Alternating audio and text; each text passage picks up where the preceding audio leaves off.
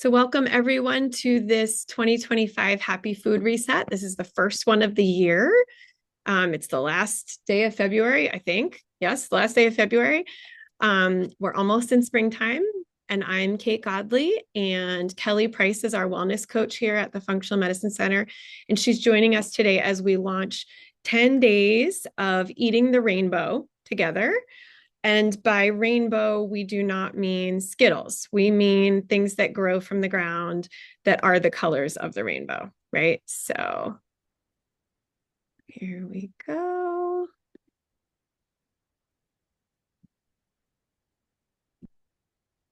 Okay, I think it should be good. Again, feel free to use the chat to write any questions. We'll go through the chat at the end and make sure we get to everything. And I'm just going to have my clock in front of me. There we go. All right. So around 12:45, we're going to stop and just talk and take questions because I know this is a lot of information. My goal is not to overwhelm everybody. It's just to give you a sense of why we're eating the rainbow, what that means, and what are some toxins in our environment that we can make different choices in order to avoid toxins as much as possible. I had a little head cold this week and it's going away. But if you see me stopping to sip tea, that's what's happening. I'm not dying. Okay. So the goal, when we started, we were only doing this as a 14-day reset, but we've now changed it to a 10-day. So I apologize. That's a typo. The goal of the 10-day detox is basically to use food to nourish the body. So sometimes food is a lot more than nutrition, right? Food can be comfort, food can be love, food can be sharing with family.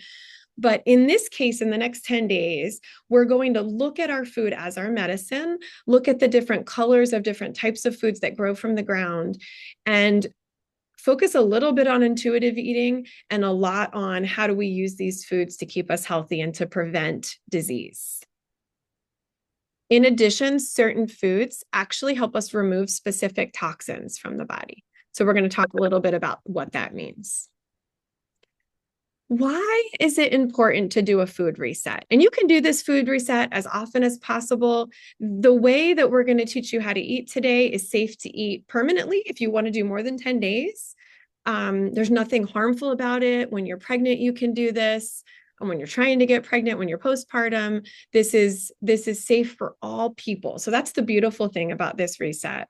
But the reason we all need a chance to focus on this again or remember what this is about or be taught for the first time is because we are bombarded by toxins daily. We live in a toxic soup of a world, but I really do try on a daily basis, especially in visits with you all, to be really positive and choose my words carefully. I'm going to spend a couple minutes today talking about some of the negatives, but that's not my nature. So just know that we'll get back to the positives as we come out of the talk here. But we know that big industry and big pharma and a lot of the consumer-driven market that is our country means that foods have been modified and changed, genetically modified, and we are using pesticides that have not yet been proven to be safe. So yes, there's a lot of chemicals approved every year that should not be approved until we know they're safe. There's things like PFAS down here, the fourth bullet point. PFAs are really fire retardants and our waterproofing chemicals, things like Teflon. They are even making babies' pajamas fireproof. They've been doing that for many, many years. In fact, I have a kid who's about to turn 14. And when I was pregnant with them, I learned about this and tried to find pajamas for babies that did not have fire retardants, which are terrible chemicals that we shouldn't be breathing in and we shouldn't have on our skin. It's really, really challenging. Once you start to learn a little bit about the chemicals that they're putting on our clothes, in our food, in our products that we're using on our bodies, in our fragrances, it really opens your eyes to the fact that you cannot trust a company to have your health as their number one interest if they stand a chance of making money by ignoring your health, if that makes any sense. So we know that there are parabens in a lot of our foods and Packaging has a lot of parabens. We know that there's heavy metals. This was a study that came out last year, I think right around Valentine's Day, and a lot of patients messaged Kelly because it turns out our chocolate has a lot of heavy metals. Chicken and rice have a lot of heavy metals. There's heavy metals in our water supply, especially from coal ash runoff. So, especially in this area of North Carolina, we need to be careful about heavy metals. But really, it's all over the country, right? Everyone's heard of Flint, Michigan, where they're dealing with lead for many, many years. And a lot of people tried to cover up that instead of actually fix it correctly. Fragrances, it turns out, are not regulated at all by the FDA. And so people can add anything they want to a fragrance on a label, on packaging, and it can even be a carcinogen. And so Glade plugins contain known carcinogens. So things that are artificial fragrances are things that can actually damage our body and cause health problems, cause autoimmunity, cause cancer. We know this. It's not like we're still questioning that. Antibiotics, of course, can kill some of our good microbiome. We did a 4-part gut healing series last year, which is on YouTube. And if you'd like to know a little bit more about how the gut helps us detox every day, that's a good one to go back and watch. We also know there's hormones in our tap water. A lot of the poultry that we're eating, not the poultry, that's the one thing that's not fed hormones, but the cattle and the meat that we're eating is full of hormones. Milk, right? If you're not buying organic. In general, if you're looking for organic, you're going to be able to avoid these things, but we'll circle back to that at the end. In 2011, the World Health Organization reported 4.9 million deaths worldwide were due to environmental chemicals. That's a lot of people who die every year, and it's only gotten worse since 2011. The World Health Organization in 2020 stopped doing research on this for a couple of years for obvious reasons, but we're going to have more and more research coming in the next couple of years. And there is a shift. I'm seeing a big shift in the last couple of years of people really paying attention, consumers asking questions. I don't know if you saw, but there was a strike against Kellogg's this past fall because Kellogg's is adding yellow dye and red dye to their cereals in the US that they are not adding overseas. And I was actually in France over Christmas and picked up a box of cornflakes. And guess what? It was just corn and sugar. There was nothing else in it. There was no yellow dye. There was no junk in the cornflakes in France. So we know it's possible to make a lot of things without adding toxins, but unfortunately, because these toxins can be preservatives as well as fire retardants and waterproofing.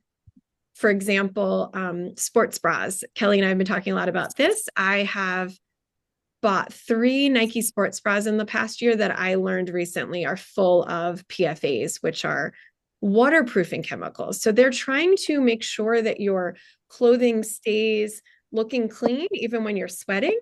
And that can be a big problem. Christy, I'm just going to mute you real quick. Kelly, if you can help me, great. Thank you. So we just need to be asking questions, and we need to not trust companies that are benefiting from us being ignorant, if that makes sense. A little bit more of what I just said. I just want to add mold toxins to the conversation. It's really challenging in North Carolina to find a house that is mold-free. But it's possible. And you can test for mold toxins in your home using an ERMI kit or using an air sample test. You can also immediately fix leaks because drywall, unfortunately, wicks water from one side of a room to another. So the faster you fix a leak, the better, the less chance there is for mold to grow.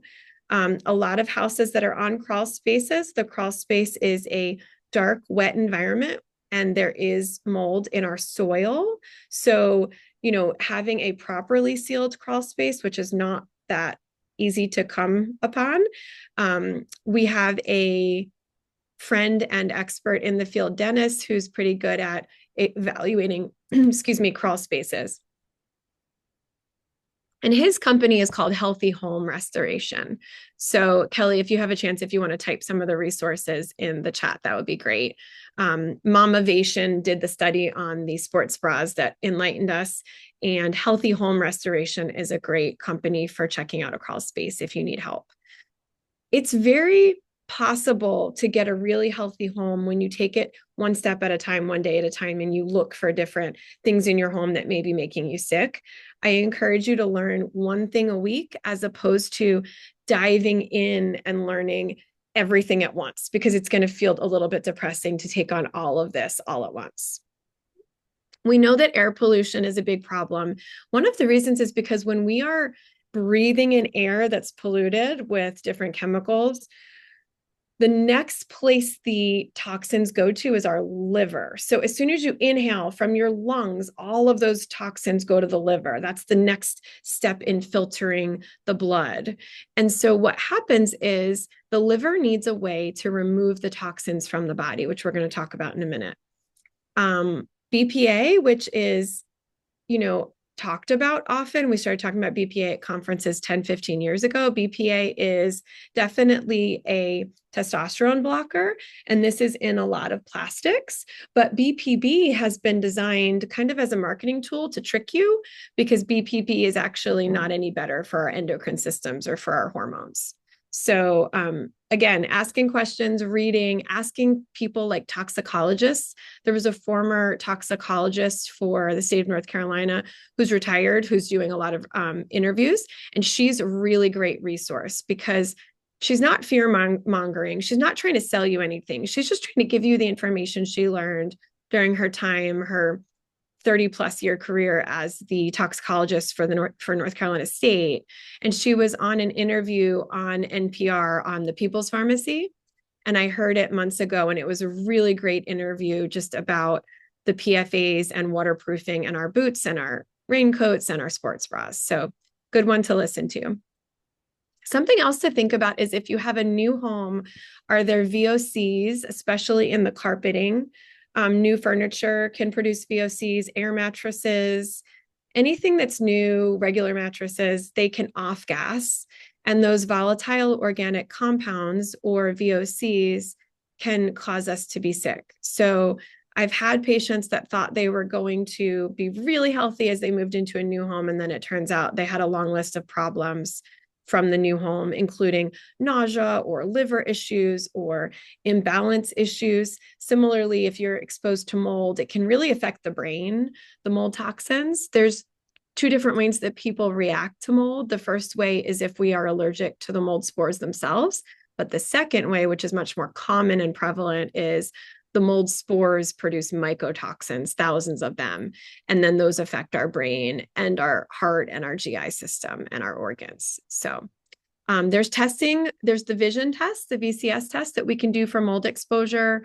We can do heavy metal testing using a hair sample in the clinic. There's not a great test right now that's just like a blanket toxin exposure test. That's where talking to you and asking questions, and maybe even sending you what's called the toxin questionnaire, where we ask about experiences or exposures from your past, that can be really helpful. So we're gathering a good history, and Kelly and I are pretty practiced at this point after 6 to 8 years of talking a lot about toxins with patients. So we can talk to you a little bit more at each visit about this if you start to get overwhelmed with learning more on your own. We know that mercury should not be used in dentistry anymore. I don't think that is outrageous of me to say, although there are a couple of dentists that will continue to argue with that. But we know that mercury actually vaporizes from the mercury silver fillings that used to be used. And if you're grinding your teeth or clenching your teeth, or if you have silver fillings that are more than 10 years old, they may be breaking down, and you can actually be inhaling mercury straight from your fillings. So that's not great. Lead is passed on. One of the ways that I know lead was passed on in my family is through the placenta. So it turns out, as you may know, that women are born with all the eggs they're going to make in their lifetime. And so, for example, when my mom was in utero, in my grandmother, in her uterus, the egg that I was formed from was already there and was already exposed to a bunch of different toxins when my grandmother was pregnant with my mom. So some of these heavy metals, and other forever chemicals, they last forever. They get stuck in the placenta, they get stuck in the breast milk or in the umbilical cord, and they are transferred to the baby. There's a lot of different studies going on right now on cord blood, placental and cord blood, just studying what's going on when babies are born and they're having health problems like type 1 diabetes at a very, very young age. So we're trying to get to the bottom of it. It turns out it's not going to be just one toxin. You're not going to have necessarily an issue because you were exposed to too much of one toxin. It's a combination of little bits of all the thousands and thousands of different toxins that actually make us sick. I'm going to go on and we will circle back to this slide if we need to. Actually, one other thing I'll say here is that vaccines still contain aluminum as an adjuvant. Certain vaccines do not. However, you should ask questions. So if you get to your well visit and they're offering you a tetanus shot or a flu shot, you should ask for a flu shot that does not have heavy metals in it. The flu shot that is the single dose vial does not have heavy metals in it. But ask questions, because then that does also help people outside of this clinic, other medical providers, start to research more and ask more questions. And we're only going to learn together as a country when we just kind of get curious about all of this. So this is one way of looking at the energy centers of the body. The yoga teacher in me could not resist a chance to talk to you a little bit about energy, because we are all made of it. And it turns out that if you start by visualizing the root chakra, which is this red one down here at the bottom, all the way at the base of the spine, you can see in your mind's eye, or if you close your eyes, you can visualize a red sphere.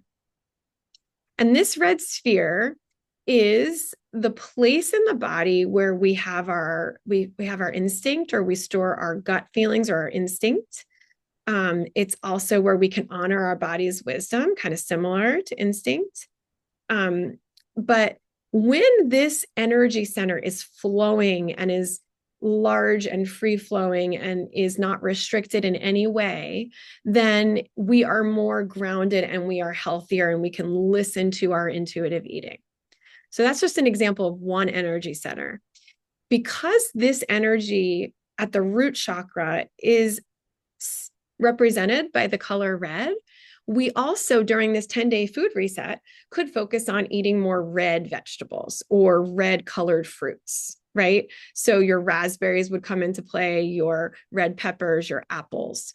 And what's really interesting, I think, about this is that each different color of food contains specific nutrients. So if you eat enough red foods in the next 10 days, we're all going to start on Sunday. We're actually going to start. So give us a full day to gather supplies. But on Sunday, if you start by eating more red foods and just incorporate more red foods that grow from the ground, maybe have an apple, maybe have a raspberry, maybe have some red peppers. If you don't like those foods, find other red foods. But the bottom line is that if you focus on getting those red foods, you're going to have the opportunity to get more of the vitamins that live and that grow in the red colored fruits and vegetables. You can do this reset by eating one color a day. You could eat only red on Monday, only orange on Tuesday, only yellow on Wednesday, and that would be okay. But I think the way we're going to introduce it to you today, if you've never done this before, is try every single day to picture what's on your plate, or even to take photos using your phone, and notice if you're getting enough variety of colors. That's it. And get curious about it. It's not about judging yourself. It's more about, I don't think I had enough orange yesterday. Let me see if I can have more orange today. So it's about balance, and it's about gentle curiosity, loving self-talk. Okay. That's really important, because this is not another chance to beat yourself up. Okay. The yellow foods, I mean, these ones can be a little bit tricky. Some people can eat a banana, some people can't eat a whole banana or else their blood sugar starts to go up. So you could have half a banana or a quarter of a banana. Yellow peppers definitely count, lemons count. So we're going to give you more examples towards the end. The green foods are really, really, really important. And what's so interesting here is green is your heart chakra, and that can be eating more green foods can actually be a way to have more patience with your loved ones, especially if you're a parent. It can be a way to actually have a little bit more energy and a little bit more calm energy.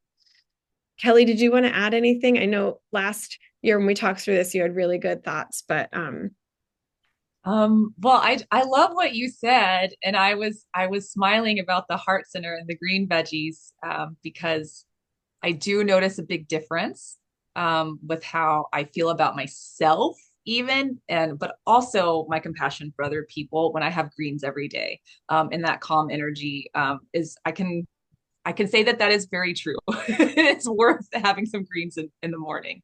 yeah. Um, but yeah, I think that we do tend to get different kinds of energy, different kinds of nutrients, from the different colored foods. And it's really interesting. I don't know about anyone else. So when I've done this in the past and I've really focused on, I got the rainbow, um, if not every day, a few times out of the 10 days. Like I ate something purple 3 or 4 times, not just once, right? And that makes a huge difference. It's kind of a small thing, but by the end of the 10 days, I don't need as much caffeine.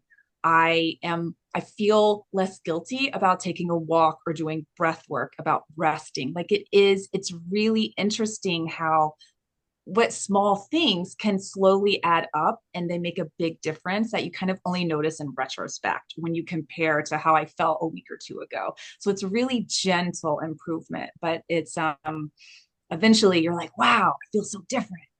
Yeah. So that's kind of the point that I guess I wanted to get across is, I love it. you won't notice. Yeah. Yeah. Yeah. And the great thing is that 10 days is long enough to notice some improvements and some changes in your brain fog. And if you notice today, I'm having trouble finding Mhm. words because I've had a head cold, but like I know by the end of this reset, the brain fog will be much better.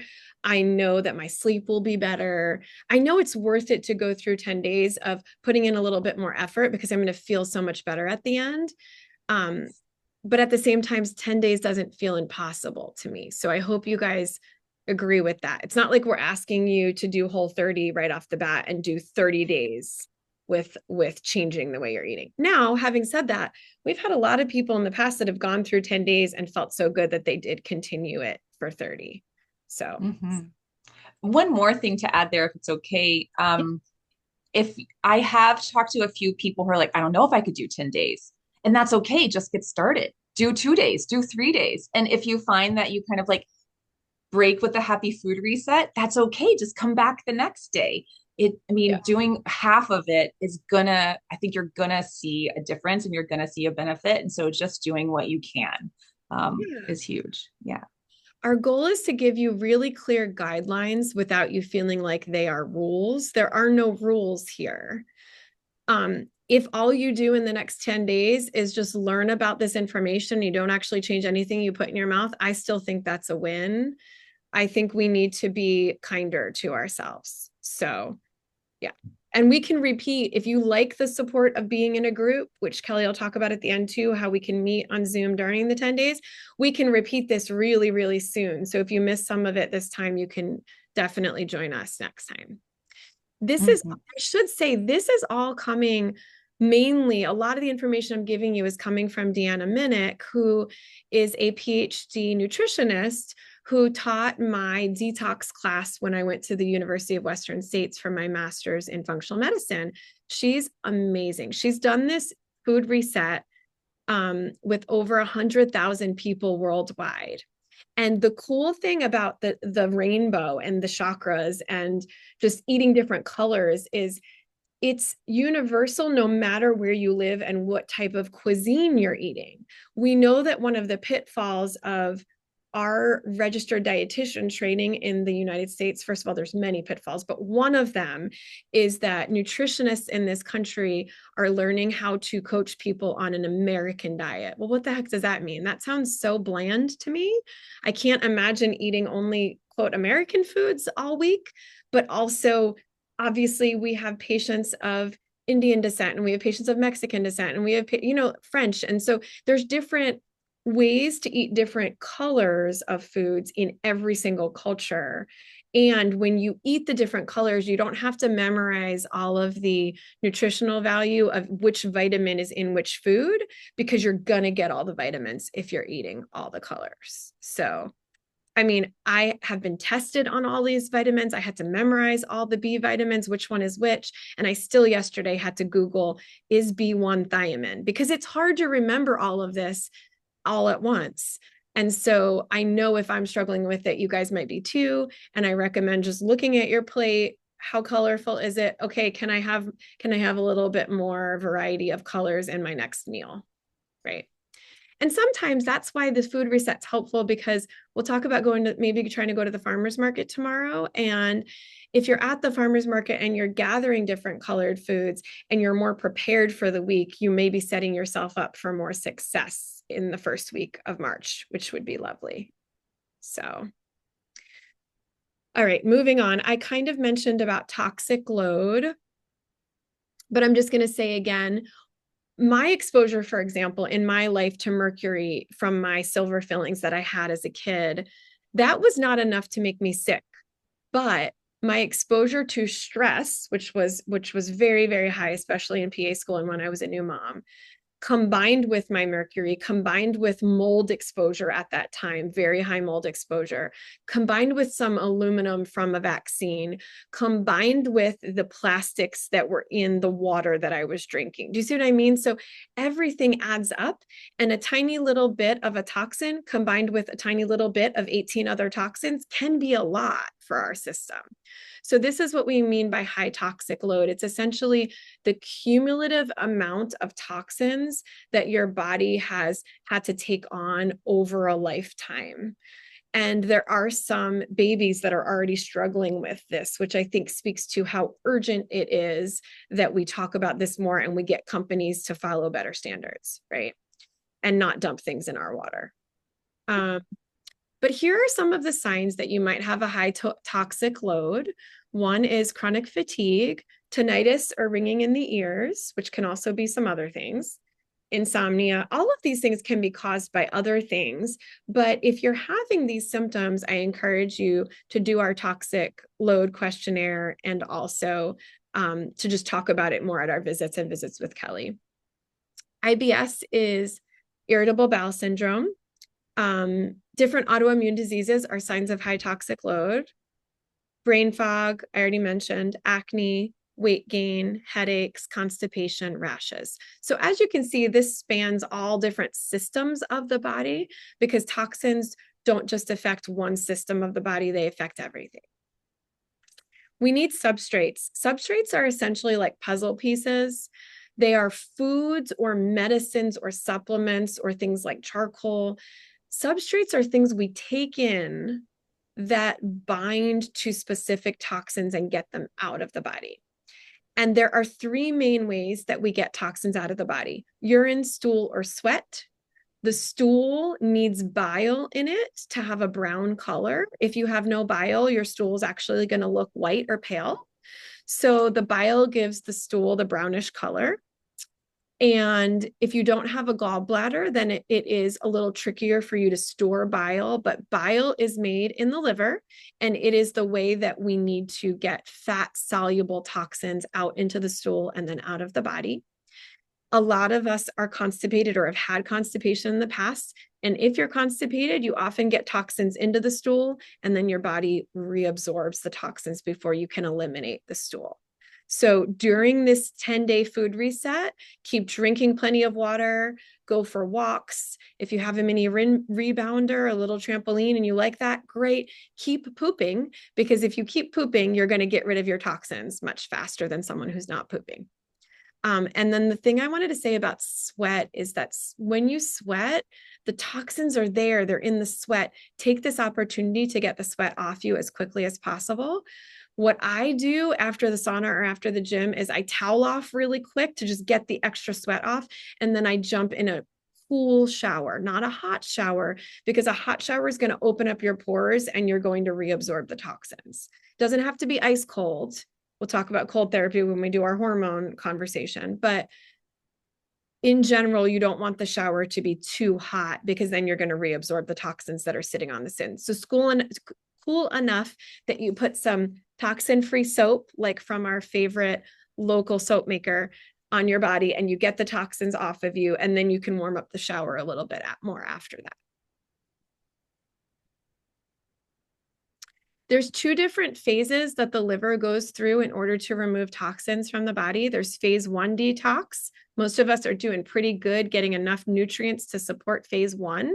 And then there's phase 2 detox. And this is where most of us get stuck. Phase 2 detox requires more of the brightly colored fruits and vegetables, especially in the wintertime. That can be hard. Phase 2 requires enough protein.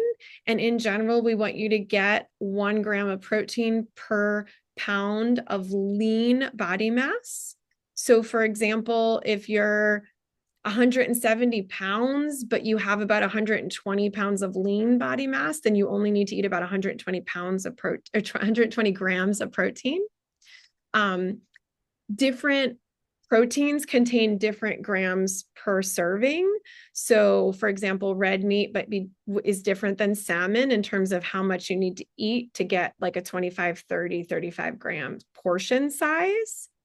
This is something that we can individualize to you, and Kelly and I can help you with this at your visits. If you have any questions at all about how much protein you should be eating, reach out to us before Monday or Sunday when you start the food reset.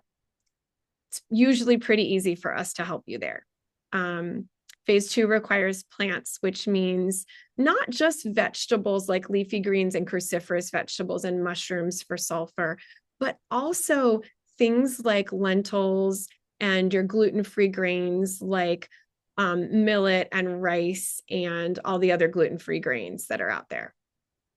So, and that's because there's also fiber in those gluten-free grains that are going to pull out a lot of the toxins. I mentioned sulfur. Sulfur-rich vegetables are things like broccoli and Brussels sprouts and cabbage and asparagus. Onions, garlic, eggs, mushrooms are high in sulfur as well. And then protein. Quinoa is another great gluten-free grain that we do want you to eat during the 10 days. More about substrates. I'm not going to get into too many details because, again, I just wanted to point out if you're eating all the different colors, you're going to get enough vitamins. But notice that vitamin E is also high in things like sunflower seeds, things like egg yolk. If you can't have one food or a few foods, or you're allergic to it, or you just don't like it, that's okay. Move on to something else in the category to try to make sure you're getting enough vitamins. And remember, with things like B vitamins and selenium, I'm ordering these levels in your blood test, and so is Sophie. And so it's really helpful to check your blood work and make sure, for example, with Brazil nuts, you actually only want to eat 1 to 2 every day. And if your selenium's high in your blood work, you actually don't want to eat more Brazil nuts. So these are general guidelines, but notice that if you had blood work done, we probably talked to you about this. If you haven't had blood work done yet, feel free to shoot me a message. Or if you want to become a patient, we can chat about that. And then zinc. My favorite source of zinc is pumpkin seeds, because I tend to, with the sprouted or roasted pumpkin seeds, I tend to absorb those the best. Whereas when I take a zinc supplement, I don't know what it is. It just tends to go right through me.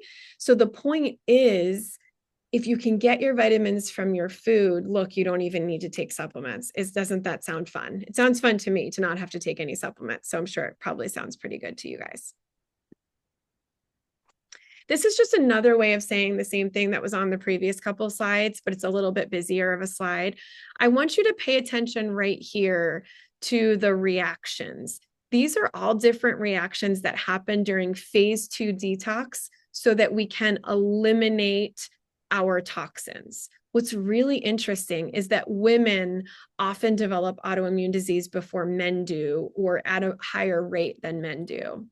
Women also need to conjugate their estrogens every month when they're cycling to get them out of the body. And that's a lot of extra work on phase 2 detox for the liver. Women are often also bombarded with more toxins because of nail polish, I'm generalizing, makeup, things like this. Oftentimes, our female patients are using in a higher rate than our male patients. Candles, things that like you'd think would be safe, women are gravitating towards those lovely fragrances that also cause liver dysfunction. So ask questions. I really like Grow Fragrance Company in Durham. They are making candles and also room sprays that are edible. They're using the European Union standards, not United States standards when it comes to fragrances. And then Gina DeMeza has her soap company. Kelly, do you remember the name of it? um, It's it, your friend in Durham. It's the little homestead farm, right? Thank you. Little Homestead Farm. My head cold affected my ability to recall names. Okay. Little Homestead Farm is a great local soap company. So if you're in Durham or if you're going to be in Durham this weekend, run to her shop. She has a standalone shop. All she does is make soap. She left teaching. She's an amazing teacher. She left teaching because her soap company took off. She started her soap company when she has 3 girls, when her 3rd child was born, and she realized, I can't find healthy, good soaps to put on my baby. I need to make something. So she's using soaps that are safe. You'd be surprised at how many chemicals they can stick in like a liquid hand soap. That's probably often the worst thing you can grab at the store. In addition, triclosan is an antibiotic that they were often adding. They used to add to a lot of hand soaps. They've stopped doing that, but that killed a lot of our good gut flora back in the day when we were using that all the time. So hydration, I haven't really touched on yet. Make sure that you're hydrating all the time, but especially during these 10 days, right? For me, during perimenopause, when I'm lifting weights, I need at least 100 ounces of water. I think most adults need at least 100 ounces of water. So I'll just do like a 25-ounce bottle and make sure I fill it up 4 times. Plus, when I wake up in the morning, I have a nice mason jar of warm water, a little lemon in it. So for me, it's easier to say, okay, I need 4 of these today. And then you are getting some water from your food, especially when you're eating more fruits and vegetables. So again, not to obsess over this or beat yourself up, but just notice what happens when you drink enough water. It can be amazing, the health benefits just from hydrating. Prebiotics are basically just fibers that your body doesn't use for anything, but your microbiome does. So the microbiome loves prebiotics because it feeds all the good stuff. Anything that's got a stem on it, like a piece of kale or collards, or I was thinking the other day I was preparing Swiss chard to be cooked. The stems of the Swiss chard contain really good prebiotics.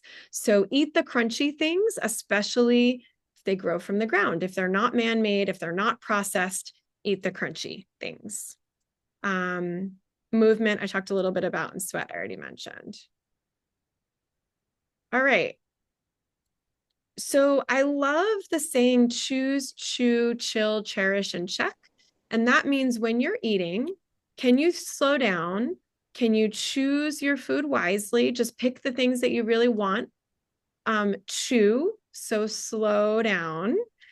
And then don't talk about finances, don't talk about anything stressful at the dinner table. There is definitely a mind-body connection here. I think we've all gotten better at recognizing this lately. Yes, the mind and the body are connected, it turns out. And if you really cherish your food, if you're thankful, if you're grateful for your food, you digest your food better. Those happy hormones in the brain, those calming hormones in the brain, greatly affect the vagus nerve and greatly affect our digestion. Again, if you just want more info there, go back to our 4-part gut healing series that is on our YouTube channel, which is the Functional Medicine Center of Durham on YouTube. What has sabotaged you in the past? Have you tried Whole30? Have you ever heard of that? Have you ever tried any detox diets? Have you tried to give up dairy or gluten in the past? What has sabotaged you? Have you tried to give up caffeine or alcohol in the past? What has sabotaged you? So, technically, this 10-day food reset is no caffeine, no alcohol, no gluten, no dairy, no sugar, no corn syrup. However, you can keep a couple of those in or all of those in and still participate with us for the 10 days. You're not in trouble. Nobody's going to check with you and make sure that you're doing everything right. The point of it is bring attention to the fact that when you have too much caffeine, it does increase your transit time. Your food goes through the gut much faster, and you don't have the opportunity you need to actually absorb all the nutrients from your food. Some people also find caffeine can make them a little bit hungrier. Some people find it messes with their hunger and they're not as hungry, but then they can't eat the healthy fruits and vegetables we want you to eat. If you can't take caffeine out, can you just limit it a little bit? Or if you're used to 3 cups of coffee a day, can you go down to 2? Progress is great. Don't let perfect get in the way of good. Okay. So we welcome everyone to join us regardless. Same conversation goes for alcohol. A lot of our patients have told us they really enjoyed our mocktail class. We can send you recipes if you'd like to try some other drinks instead of your typical alcohol if you do drink in the evening. Alcohol creates leaky gut for at least a few hours in everybody. There's no way to consume alcohol without it creating leaky gut. Oftentimes, the way we heal from that is from sleep and maybe some bone broth or some collagen or glutamine powder or some binders. But just keep that in mind. Anytime you've ever had alcohol, you've temporarily had a leaky gut situation. So we don't want that during the food reset, but also you're going to get a lot of benefit if you participate, even if you're still having some alcohol. I think, if you've ever seen me in the office or you've talked to Sophie for your intake, you understand that we're going to talk about poop. We want it to be C or S shaped. I don't think I need to go through this slide too much, except to say the squatty potty can be really helpful. A lot of patients find if their knees are above their hips, now they can actually successfully have a complete bowel movement, and that can be a game changer. So if you've never heard of a squatty potty, look that one up because I do think it makes a big difference. And there are some great apps, and Kelly can help us there in terms of like, how should I track fiber? How should I track protein? There are some apps that can help us too, if you want to. Sleep is also really important during these 10 days. I cannot overstate how important sleep is for everything to work correctly. Your brain only detoxes when you're sleeping. And if you're not getting deep sleep, it's really, really, really impossible for your brain to detox, which means that you can be in that like light, fretful sleep, tossing and turning, and your brain will not detox. All different ways to measure your sleep or monitor. The Sleep Cycle app, I think, tends to be one of the more accurate for 90% of people. That's more affordable than some other things. The Oura ring, OURA, is also very accurate, but that's expensive. Just notice how you feel when you wake up in the morning. I think that's really helpful too. Is your mouth closed when you're sleeping? Has anybody told you you're snoring? If you're breathing with your mouth open, then we should talk about what to do to fix it in the clinic. So yoga, meditation, prayer, adaptogens, pills, other supplements, vacation. Even this 10-day food reset is not a fire extinguisher. And what I mean by that is if your overall stress level is high, if you're in an abusive marriage or your job is awful, I can't give you enough supplements or enough healthy food or enough yoga to fix it. Okay. So what I mean by that is it's also the new moon last night. And so this is a good time to pause for the next 10, 12 days, do a little bit more journaling, try to notice what stresses you out the most. Because if you have a really high level of stress, everything inside your gut and liver is on fire, you're not going to be able to easily fix it with a 10-day food reset. Trauma can really affect us If you've ever heard of that book, The Body Keeps the Score, it really explains how past trauma is held in our body. The thing I don't love in that book is he doesn't give you enough solutions for how to get rid of it, but there's some really great local resources. Tapping can be awesome. EMDR, if you've never heard of this, is a way to help make sure that you can think about the trauma or the memory without reliving it every single time. But so let us know if you feel like you're trying the 10-day food reset, but you're struggling, because there can be underlying really, really stressful things happening that are just too much for this reset to be enough, you know. Typically for binders, I recommend you talk to me or Sophie at your visit and we help you find the binder that's right for you. These are options of all different binders. All of them help get toxins out of the body. All of them help with mycotoxins. All of them help with mercury. Don't believe everything you read on the internet. You will Google things about mercury and they'll say, oh no, you can't use chlorella. Well, that's not true. Every patient's different. And sometimes something that works for you at this time may not be the best thing for you in 3 months. Your body is constantly changing. So let's work together as a team and figure out, if you do need a binder, what's the best one. But I do recommend at least once a year that people cycle on and off binders, because they are really helpful for getting toxins out of the body. And some of our patients with higher toxin loads need to be on a binder every single day for the foreseeable future. So keep that in mind.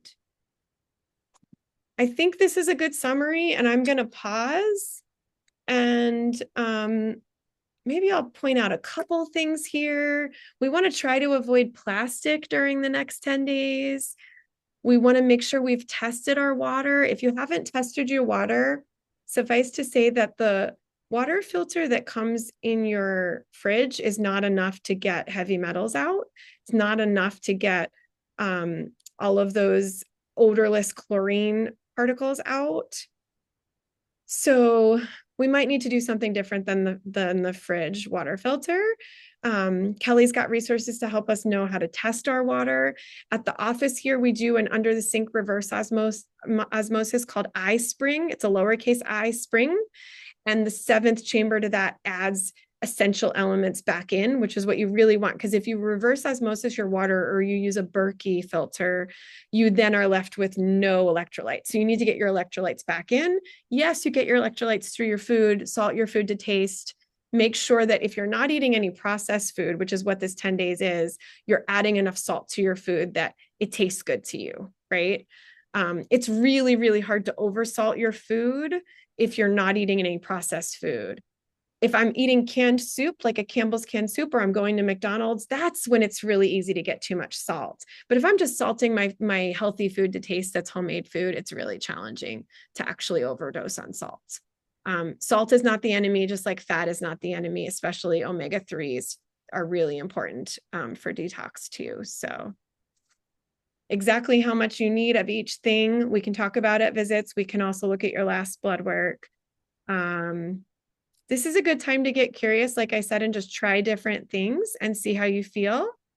If you've never tried a specific type of fish or a specific vegetable, there are so many thousands of vegetables that we don't come across often or we've never heard of. This is a good time to try it. When it comes to colors of the rainbow, it's also not about quantity. Sorry, it's not about quantity. It's a little bit more about variety the next 10 days. So you don't have to eat pounds and pounds and pounds of red food. You just need to have enough of the red that you have enough room in your stomach for a sampling of all different foods. So maybe buy less of each food as you try to get a little bit more variety, especially if you make it to the farmer's market tomorrow. I think that's a good time to stop and go through the chat. Kelly, do you want to read me anything from the chat, and then we can stop the recording and get more questions if we need to? Yes, absolutely. So, in order of when they first appeared, we did have our first question, but you answered it by saying that we can be on this plan indefinitely and it's safe for all people. And so the next question was, can we detox from PFAS? And I kind of replied to that person and said, yes, that this food plan will help our liver detox and eliminate those PFAS. I didn't know if there's anything you wanted to add to that though. Yeah, I would say two things. Number one, the omega 3s I just kind of dropped in at the end. When you get enough omega 3s in your food, olive oil, 4 tablespoons a day, walnuts, flax seeds, wild fish that we know are lower in heavy metals. The acronym is SMASH, stands for salmon, mackerel, anchovies, um, Sardines and herring. sardines and herring. Thank you. When we get enough of the fish or the walnuts, flax seeds, chia seeds as well, and olive oil, then we're able to get the PFAS out a little bit more efficiently because they are fat soluble toxins. The other thing is your liver makes bile even if you don't have a gallbladder. But your gallbladder, a lot of our gallbladders have some sludge in them, have some chronic gallbladder stones. And so digestive bitters are really important before meals because the bitters actually allow you to release the bile at the right time. And then you eat your meal, and then the bile is released with your food. And guess what? That's what latches on to the PFAS and then gets them into the stool and out. So are you making enough bile? Is the bile being released with your food? Is the toxin staying in your stool? And are you not constipated? Are you pooping on time every single day? 7 to 10 bowel movements a week is the rule, no exceptions. So that actually leads us great into another question that came later, but I'll skip to it, which is how do we increase our bile? Yeah, so you probably always have enough bile. The problem is it's not getting out. It's not getting out of the Okay. liver into the common bile duct, into the food. Number one, what I see is people are not eating enough fat. If you don't eat enough fat, the bile's not going to come out. So go ahead and eat that avocado, eat the anything that's a healthy fat, coconut, fish. I think the good thing is a lot of the podcasts and a lot of the common health information in the last couple of years or even 5 years has been all about you got to get fats in your diet, right? But no more low fat eating that actually causes type 2 diabetes, that actually causes high triglycerides. So we've completely reversed what we were telling people between like 1970 and 1990 in conventional medicine. And now we know the fats are really good for you. If you do eat meat, grass-fed organic beef, that's going to be kind of a different kind of fat than a conventional beef. So look for grass-fed, pasture-raised beef because those fats are going to be healthier for you. And what else about the bile? If you don't have a gallbladder, you can also take something called ox bile. But how do you make sure you have enough, or how do you get the bile out? The other Mhm. thing is it's really hard to digest our fats and get the bile out when we are running around while we eat. And I am guilty of this. Lunch is really hard for me to like stop and sit, take a breath, make sure my vagus nerve tone is working, make sure I'm not thinking about work, make sure I'm not thinking about that one patient that's sick that I'm worried about, right? But like turn it off. If I can do it, I know you can do it. If I've learned how to meditate, I promise you can learn how to meditate. Say a prayer before you start eating, whatever you need to do to be focused on the food. Put the screen away. Do not eat while your phone is in your hand or your computer, and do not eat while you're driving. That's actually the worst thing you can do. You're not going to release bile because your brain is saying, we have to keep her alive. She has to pay attention. Your body really wants to send some blood flow to your stomach and to your liver and gallbladder, and it can't when you're driving. Very helpful. Um, so we have a few other questions, but the next question is, I've also heard that using hydrogen peroxide with baking soda toothpaste can help break down mercury and older fillings and releasing it into circulation. Would Yeah, it's I've never that was the read about whole that thing. Yeah. specifically, but baking Okay. soda is really harsh. And so baking soda is the particles of it are so big as you're scrubbing you're going to break down the fillings. I don't want you to brush with baking soda if you have mercury silver fillings. That's for sure. Yeah. Gentle, gentle, gentle. My favorite toothpaste is called Boca, Boka. Boca Okay. actually helps you heal cavities. I've healed my own cavities with it. My 13-year-old has healed their cavities. So Boca is a Yes. really, I get zero money for telling you that, but Boca is a really good toothpaste. I don't take any money from any brands or supplement companies, and I never will.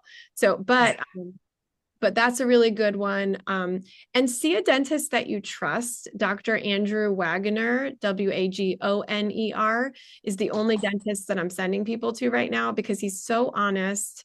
He will tell you if your filling looks really great and it doesn't need to be replaced yet. And then when you do need to have your silver filling removed, he will do it correctly. You need to have somebody who's trained in what's called the smart mercury removal technique. And he's in Chapel Hill, right, Kate? Mm, yeah. But if you only Okay. have to drive there twice a year, great. Yeah, I was just making sure because I was looking up and I was going to get the link to everybody, but I see someone in Wake Forest with the same name. And so I just wanted to make sure I was sending them the right person. Yep. Okay. Yep. Okay. Um, and then let's see. So the next question, I think a baking soda maybe triggered a memory for somebody. So the next question is how effective is neutralizing pesticides with a baking soda produce bath when it comes to chemicals Oh, that may be in our food? yeah. So, I mean, it's not going to take everything out, is all I'm going to say. If you can't, if there's not an option to buy something that's no spray or organic, I think it's helpful. But I don't think it's going to remove everything. But remember, don't let perfect be the enemy of the good. So if you have time to do it and you've bought some conventional things that you think probably have pesticides on them, then go ahead and do it. If it's a matter of I don't have time, I'm going to have to eat this, I mean, I still think you should eat the food without soaking it in baking soda. Does that make sense? I still think consuming the healthy, positive vegetable or fruit is going to be a benefit. Um, let's see. We have, when you were talking about fat and getting more fat, there were two questions that popped up. One is, I think just a quick yes or no, really, but is looking at how much fat we eat on a daily basis something that we can be looked at a visit and we can go more in depth to? This Even person has a better, question. Yeah, yeah, even better is the omega 3, 6, 9 panel with LabCorp, and that's a blood draw. So me and Sophie order that for perfect. anybody that if we're thinking you're not absorbing your fats from your food, or if you've had something like anorexia in the past, that's something that we're going to order. Or if you're predisposed to cardiac risk, we're going to order that. So, but we're always happy to add stuff to your lab orders. So if you would like that checked, let us know. But that's really affordable and an easy way to look at, are you actually absorbing the fats you're eating, and are you eating enough healthy fats? Perfect. And then the next question about the fat is, do we ever need to limit fat? This person has a kiddo who likes spoonfuls of coconut oil and is not sure if that should be a limit there. I do know that sometimes upping your fat quickly can lead to maybe loose stools or quicker transit time. Is that true or Yeah, but you know what? If you had a kid where you did baby-led weaning, where you let them choose what food they wanted, I tend to trust kids when they're craving something. My child used to crave coconut oil because it's yes? antiviral. So there was something about it when she was coming down with something. And she also had pandas, and there was a lot going on there. And I think it's really healing to the brain. So, I mean, unless the child is getting sick, like actually vomiting, just say, yeah. I mean, it doesn't, maybe it doesn't seem appealing to us. My child used to also eat spoonfuls of mayonnaise. So that shows you how much she was craving fat. But yeah, I mean, it seems weird to us, but that's just a societal thing that we don't think it's normal. But yeah, I think there are instances where people have gallbladder stones actually lodged in the common bile duct and they're having what's called a gallbladder attack. In that case, you wouldn't want someone to eat fat, but they would be in so much pain, they'd be in the emergency room. Okay. Okay. Perfect. And the thing I Yeah. should say about that, Kelly, is We get into trouble when we eat a lot of sugar with our fats. So, Mm. for example, a McDonald's hamburger with a bun, I think we all know, but that bun doesn't have anything nutritious in it. The bun is just a bunch of chemicals and corn syrup, right? So the corn syrup combined with the meat, that combination is the worst. The healthy fats or the fats should go with our vegetables. Let your vegetable be the vehicle for your fat. And what I mean by that is when you go to pick up that Brussels sprout, it should be dripping in olive oil. It should be dripping in butter. Because when you eat the fat with the vegetable, that's when your body actually absorbs all of the nutrients from the vegetable. Yeah. The more we know, right? Okay. I'm making sure that there is a question from somebody about recommendations for measles boosters. Would that be it better for a one-on-one with you, Kate? Yeah, the measles booster is a live vaccine. That's a very long conversation that I'd love to have in an hour-long visit. Okay, great. Okay. Um, And then the last question is, can we talk more about how to get kids to eat more veggies? I think that I can probably, there is a handout how to get kids to eat more veggies. So we'll attach it to this follow-up email that you'll get after this session. And then it is my plan to be really active on WhatsApp. I also created a Facebook event so you could post questions and we could communicate in there. And then it is also my plan to schedule out a couple optional kind of like check-in visits with me with all the participants. And so that's something we can go more into in one of those check-in visits too. and those would be on Zoom, and you will email all the participants when those are happening, right? Yes, absolutely. Yes.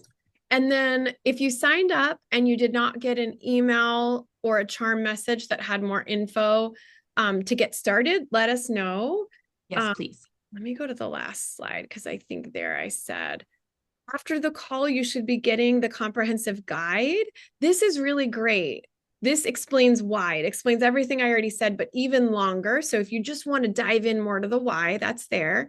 And then this is your weekly planner, and this has a bunch of recipes in it. And we're also going to send out a handout called How to Get Kids to Eat More Greens. Um, Here's my spiel about that really quick. Your taste buds need to try something 10 times before you're going to like it. So there's a 1 bite rule. Please ask the child to take 1 bite. They can spit it out if they don't like it, but their taste buds need to be exposed to all the different flavor profiles.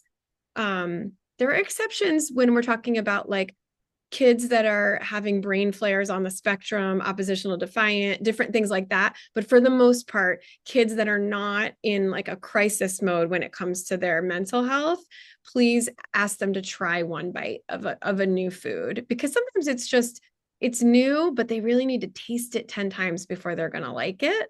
And your taste buds are always changing. So and then the sleep hygiene handout. The reason we're sending that to you is because if you take the next 10, 11 days and all you do is just work on sleep, that would be a big win.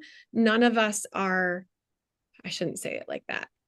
A lot of us are struggling to get enough deep sleep. This is like an interesting time of year as things shift from winter hibernation to more spring.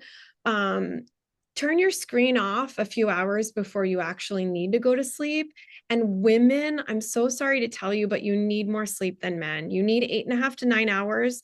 And if you're married to a man, he may only need 7 to 8. And that's just how it is. That's how it's always going to be. We need more sleep. So you might need to get in bed sooner, and you need to turn the screen off sooner in general. And then you should have already received some of these other things. So let Kelly know if you are not on WhatsApp and you want to be on WhatsApp, especially during the food reset.